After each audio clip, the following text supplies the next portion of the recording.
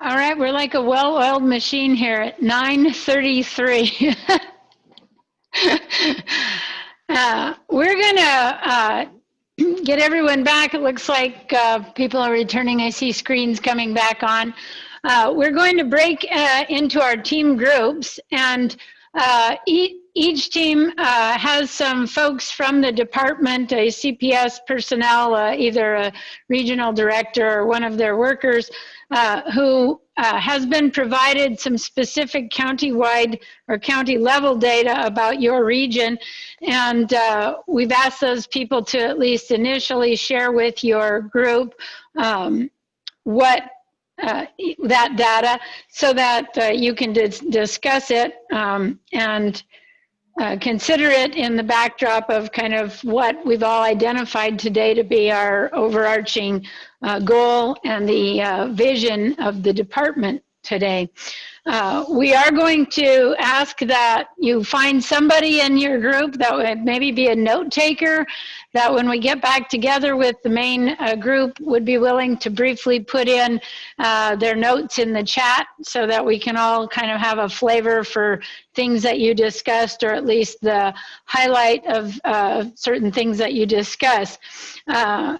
During the breakouts, kind of the questions that we would like you to consider is, you know, what information resonated with you when considering, you know, the presented vision, the broader data that Marty presented, and then your county data.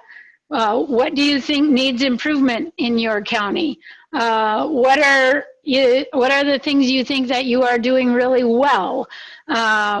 What are things that you think maybe your individual courts there are not doing so well?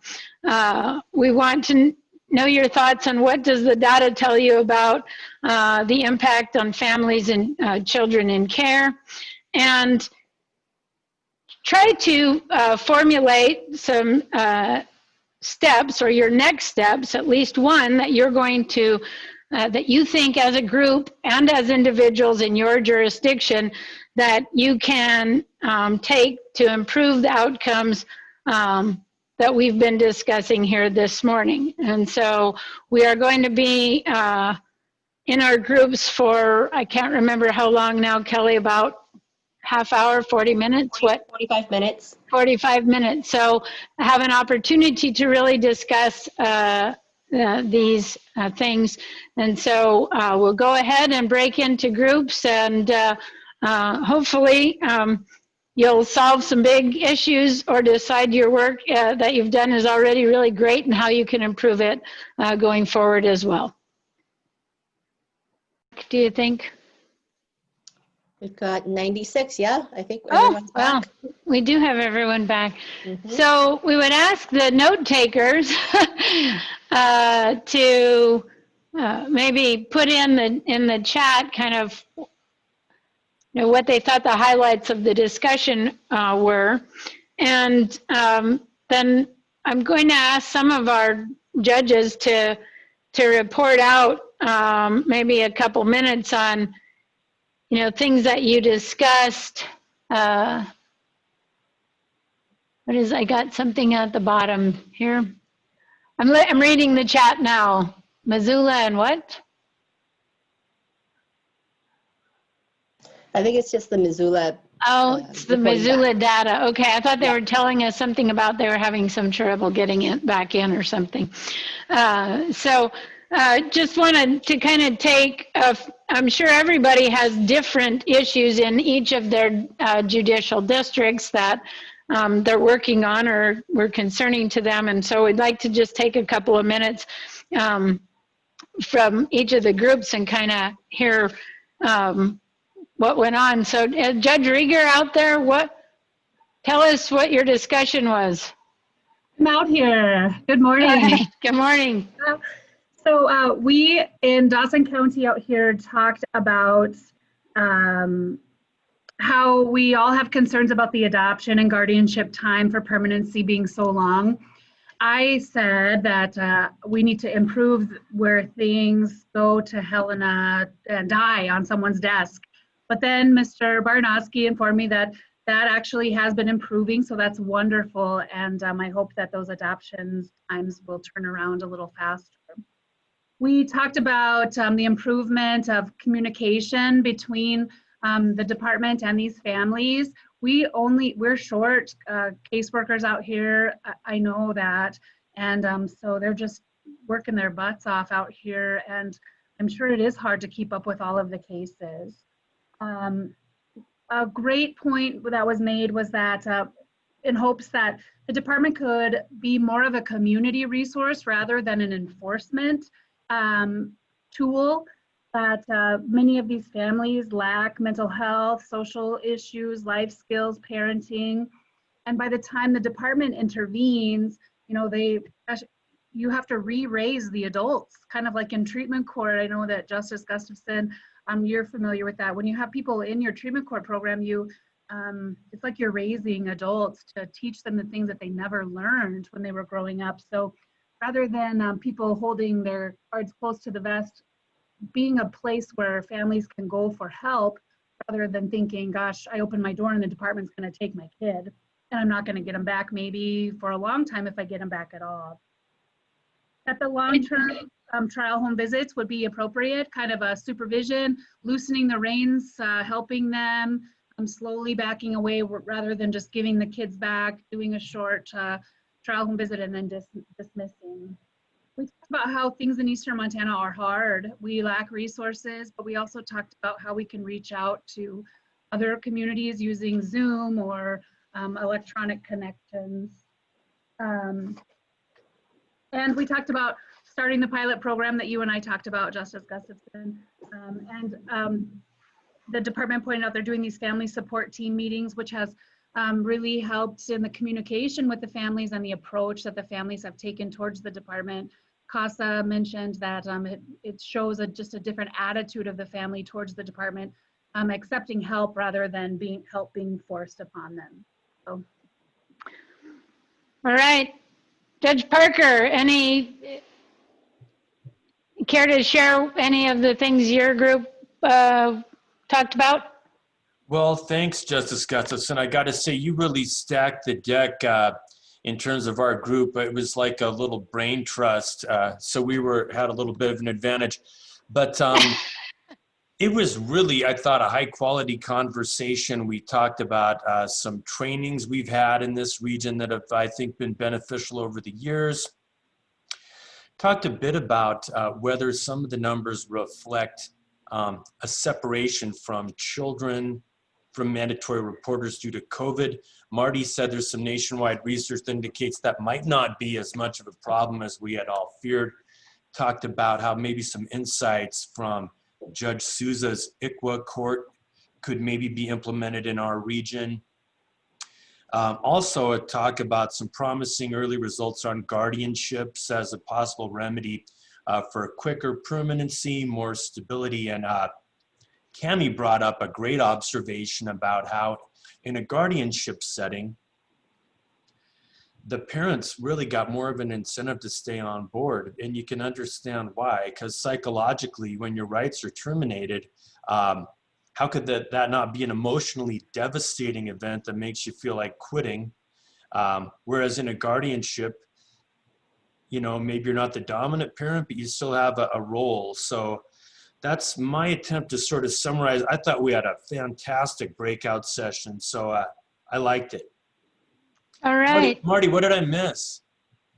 You nailed it. Oh, all right, I'm done. Well, this is the praise their group session. Nice job. Judge Whalen, anything from Butte?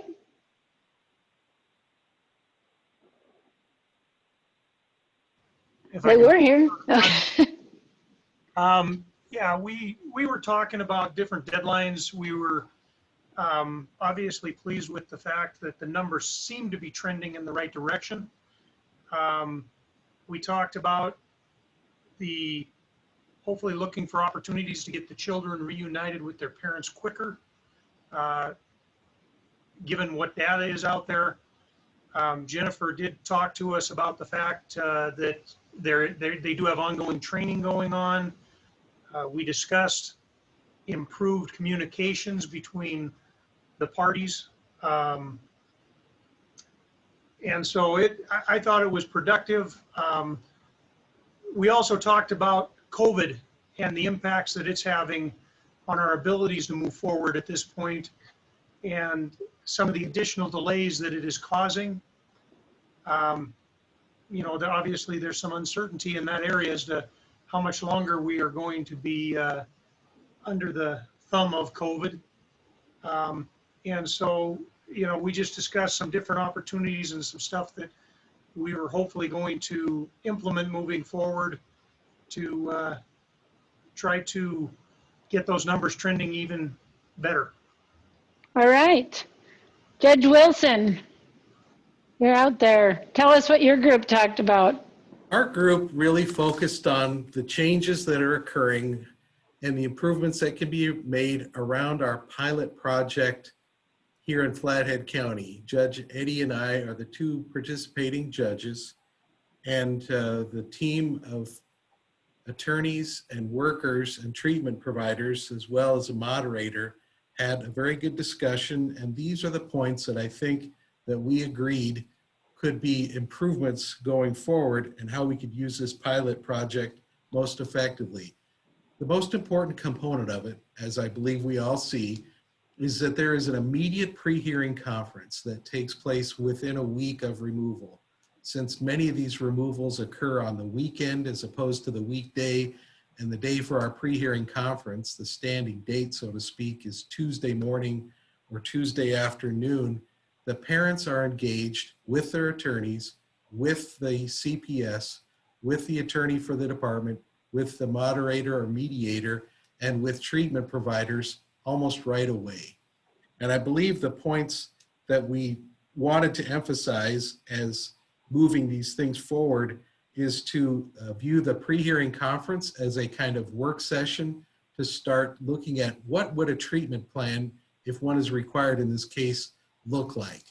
To use that as a kind of planning session, also for input by competing views from the parents' attorneys to the department's attorneys to the CPS, what really needs to go into a treatment plan if we're going to have this. It seems that a significant source of delay for getting these treatment plans done is waiting for the worker to have enough time to put one together. Also, I question why it appears that the treatment plans appear to be made from the same factory that makes our cookie cutter. And there was some discussion about how there should be more discussion, more input from the very outset of the case. And I asked a question of Emily Lamson, an attorney who frequently represents a parent. How often are you surprised that a parent's needs or a family's needs are something different than what's identified at that pre-hearing conference? And she said, rarely. So it occurs to me that they should be thinking about, the parties should be thinking about what's really needed here. And then the second topic that we discussed that I thought was a very fruitful conversation is for the department to come to the pre-hearing conference with the 4 criteria for a child having unsupervised visitation. What are they? And in this case, how can they be most soon met? And how do we provide the pre-hearing conference as an opportunity for the parents to be incentivized to engage in services, as opposed to risking that they come away from their first experience with the process looking like they're being punished or judged, and to provide this immediate engagement, requiring the department to engage in the analysis at least of what is needed for this safety plan, what's needed before we can, under our own department criteria, engage the parents in unsupervised visitation. And I thought everybody in the group did just an excellent job of examining what's my role in it, how can I help move the ball forward. So I thought it was a terrific session as well. All right. Well, you've dovetailed right into we do have some pilot projects that the court improvement program and the department went to particular areas and asked them to start a pilot project. Judge Wilson indicated he and Judge Eddy have one going on. We have a similar project, not as far along in Billings, going on. And so I would maybe ask Judge Eddy to maybe give an overview of it, so that folks have a little bit of an idea of what we are doing and kind of the background for that. You're muted, Amy.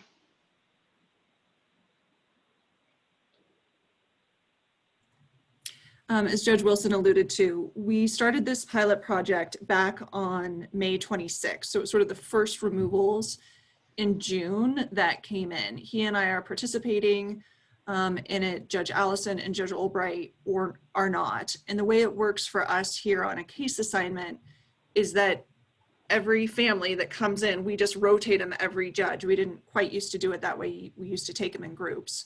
And so the department knows that, you know, the fourth referral or removal, excuse me, is Judge Wilson. The next first removal is me, and we just rotate through. The department keeps track of that with the assistance of the prosecutor. And so the family just gets a notice of removal that tells them when they need to be at court. I do these at Law in Motion. I have it Tuesday morning. Judge Wilson does them at his Law in Motion, which is Tuesday afternoon. So on the parent's notice of removal, it says you've got to be at this pre-hearing conference. For me, it's 10:15 in the morning. It lasts 45 minutes, and then we just roll right into the Emergency Protective Services hearing at 11 o'clock. Usually at those hearings, the parties are stipulating to Emergency Protective Services, which is not a surprise. So this hearing occurs within like 70 to roughly 3-4 days of the removal, correct?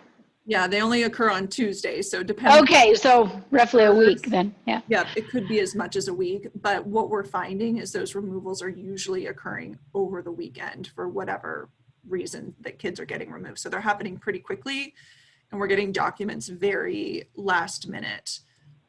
We drafted up, I don't know if Yellowstone County is using them, but a very condensed affidavit for the worker to fill out that's pretty streamlined, gives us the immediate information that we need to know for purposes of granting or denying emergency protective services. And then if it goes to a show cause hearing on temporary legal custody, we give the department an opportunity to file an additional, more expansive affidavit that they might need at that point in time. But at these emergency protective services hearing, I did pull them up to look at them, and almost universally, the parents have been present. They have stipulated to emergency protective services. A significant amount of the time, they're also stipulating to temporary legal custody, but a lot of times because of service or they're just seeing the documents, they won't stipulate to temporary legal custody, but they do when we get to the show cause hearings. The other thing we do at these emergency protective services hearings is we have a status order afterwards, and we ask the parents if they're willing to engage in any services starting immediately. So some of that's been discussed during the pre-hearing conference. We're talking about, you know, has a referral been made for a chemical dependency evaluation? Are you doing drug testing? What are the parenting arrangements at that point in time? Are there any mental health issues we need to be thinking about? So we have all of that outlined at that emergency protective services hearing, which has turned into a really good resource for me to look back on at the show cause hearing or ultimately the treatment plan hearing. We've only had a couple of cases where they've stipulated to temporary legal custody at that very early EPS hearing, where we've then just rolled into a treatment plan. One of the things that we discussed in our breakout group is how we could more effectively use those pre-hearing conferences and the emergency protective services hearing to really be a little more structured as far as visitations, expectations for family engagement meetings, and just to set the scene a little bit better as far as the department being a resource, asking the families what they think their needs are, and really having a focus on conditions of return instead of compliance with the treatment plan, which I think is naturally where we tend to go because that's the way the statutes are constructed as far as hearings on our end. But one of the things we've struggled with is how do we know if this pilot is successful? How do we measure it? Is it reunification? Is it being engaged in services earlier? And we just don't have enough data to even look at it right now and to think about that. I have a personal opinion that I think it's morally the right thing to do for parents to get a hearing in front of a court when their children have been removed. However, I think it's important that that hearing be substantive to get off on the right foot. Our case numbers are not nearly the same as some of the other jurisdictions, and we would be very hard pressed to have a substantive, meaningful hearing in the beginning of the case. If we had the case numbers that some of, Great Falls, Yellowstone, some of the rural counties have, we would be hard pressed. Well, so that's, I mean, you bring up an interesting idea of, a volume of cases or whatnot. Just for general information, for those of you who are don't know this, there is a legislative group, a Children's and Families Committee.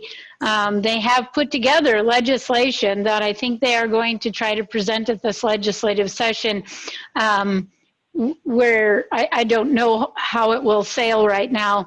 But which would require us all to have hearings within 72 hours.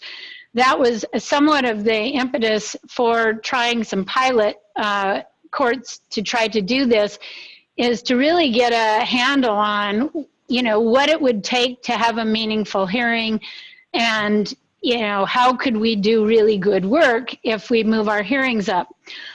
We all seem to think that 20 days is too long to wait for a hearing, but there is legislation that we think will be proposed, which I don't know that it will pass. I think, as far as resources go for the judiciary, that would cause a lot of, we would need a lot of additional resources and things to put in place. But that is on the horizon for us all.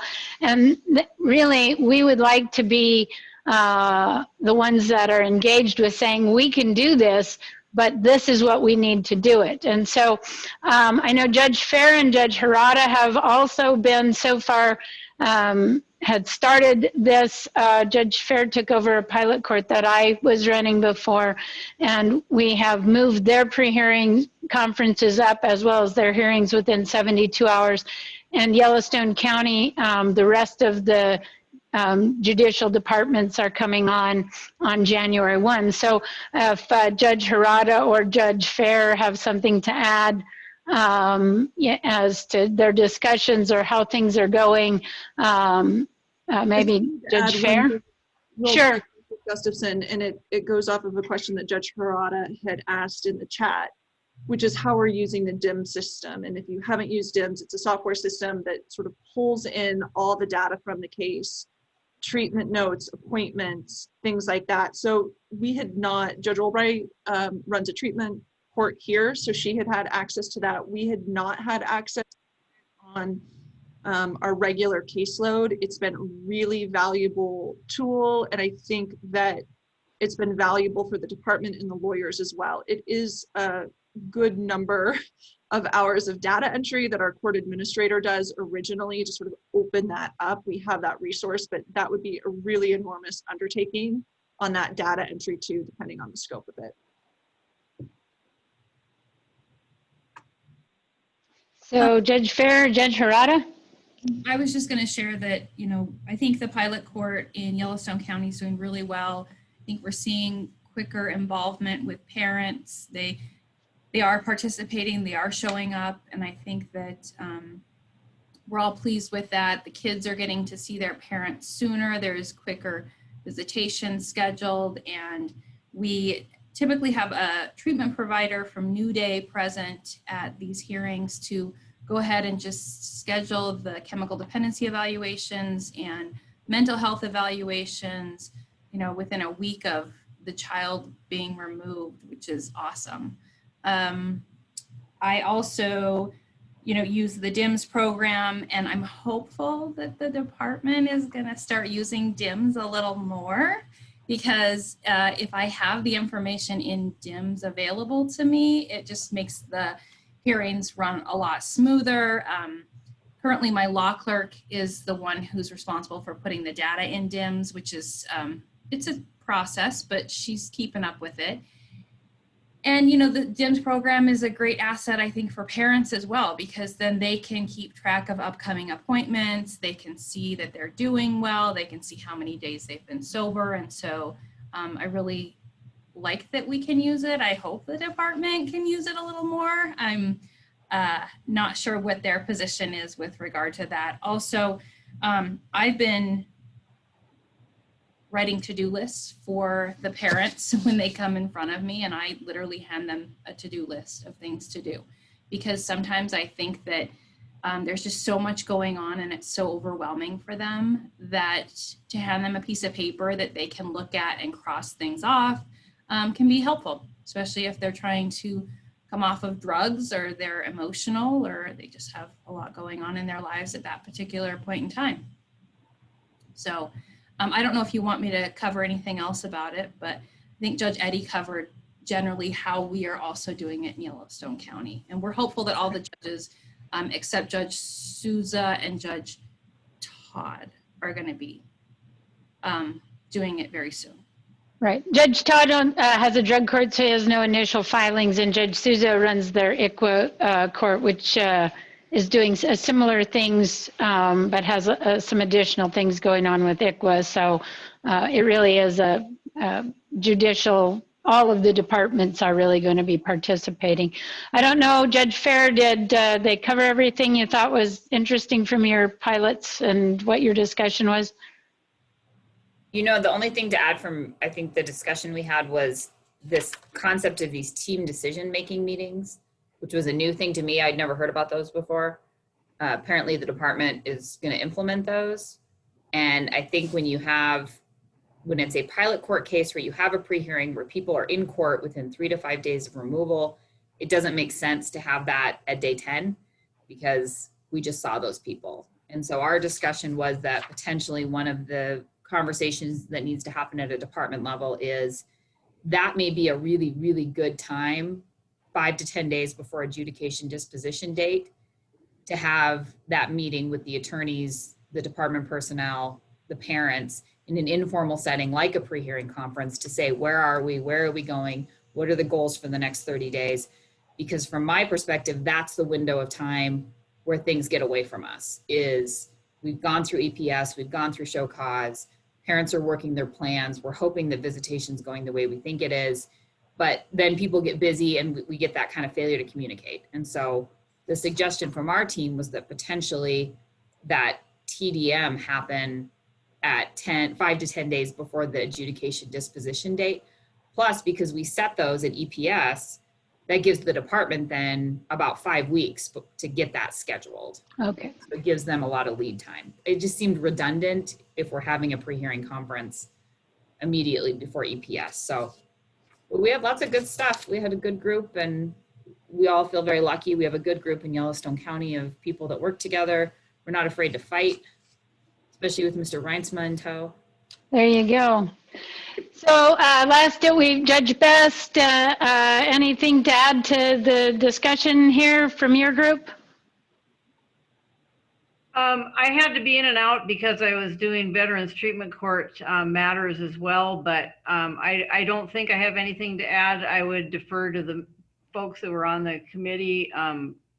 My sense is that, and what I heard was that we need to continue working on communicating with each other. And I think there's some skepticism, healthy skepticism about the pre-hearing conferences, but also some healthy enthusiasm. So I'll defer to others. All right. So Judge, we are starting some pre-hearing conferences in Cascade County. which have not occurred in the past. Many of you are already doing pre-hearing conferences, and so you might be able to share your experiences with Judge Best elsewise. I think the only person we haven't heard from is Judge Davies this morning. Good morning, everybody. I think a lot of the things that we talked about have been covered. I think two different dynamics that we did talk about that I would add for the good of the order is, one is accessibility, making sure that parents can reach out and contact those that they need to get help. There was some discussion anecdotally that the parents that are succeeding are the ones who can make contact with their CPS worker, make contact with their attorneys. We talked about how parents at this juncture have limited resources in their lives to be the initiator, and how just the simple obstacle of not being able to leave a voicemail, not being able to reach on the first try can just be that last barrier that's just too high to climb. So we talked about how important accessibility is and trying to get everyone on the same page of that. The other thing that we talked about that I guess would be a little bit different is we did talk a lot about, from a boots on the ground perspective of CPS workers, of whether sobriety is the same thing as safety.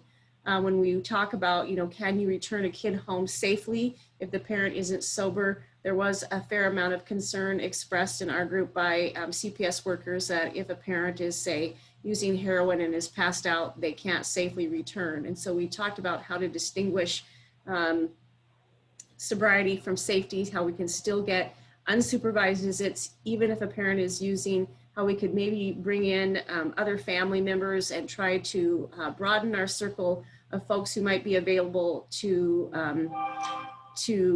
help make sure kids are safe, but also have that really critical contact with parents.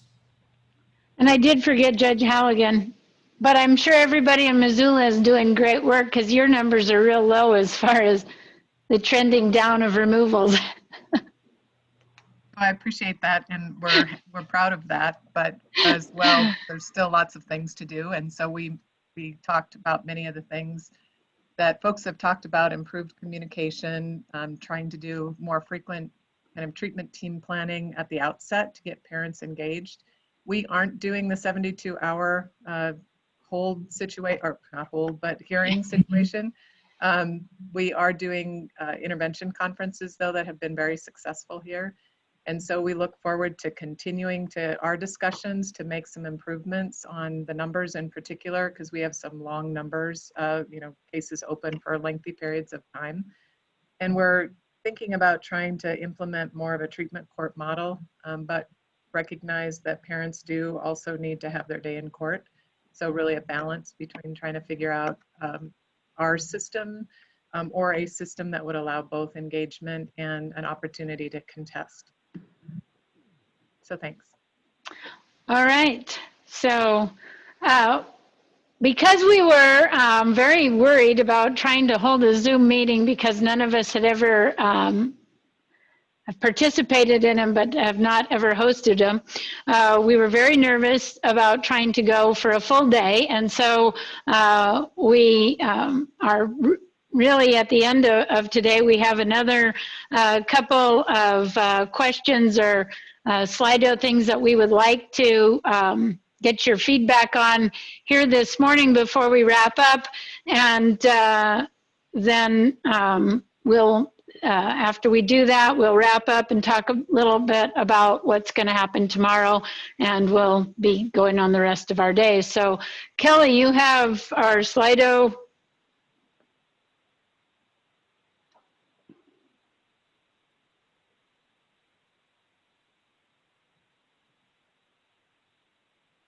Unmute myself before I do that. Brother. Okay, so here we go. Here I'm gonna share. You do need to